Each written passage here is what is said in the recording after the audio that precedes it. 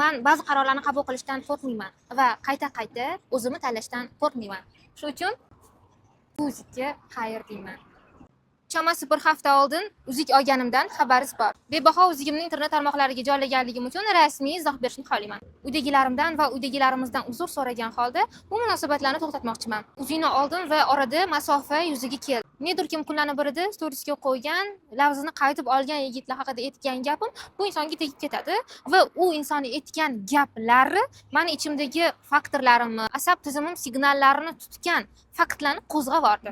To'g'ri, men haddan tashqari kuchli inson bo'lishim mumkin, lekin bu men ayol bo'lishni yoki bo'lmasam kimgadir suyanishni xohlamayman degani emas. Shunchaki yonimdagi inson suyanadigan inson bo'lmagandan keyin ba'zi mas'uliyatlarni ayol kishi o'zini zimmasiga olishga to'g'ri keladi.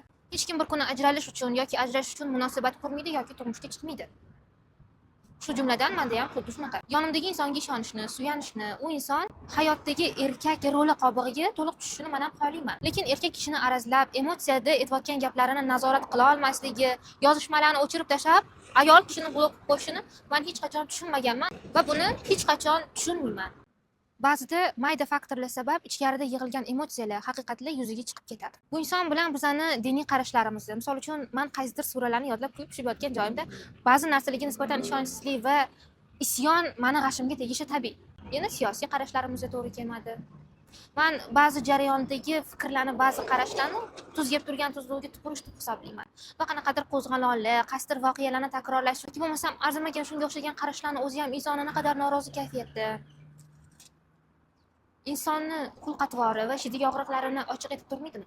Dunyoviy fikrlar, qarashlar va qadriyatlarimizni turlichaligini aytib o'tirishni o'rni ham yo'q menimcha. Men shunchaki kimdir menga bo'lgan hissiyotlarini tanlay olmayman.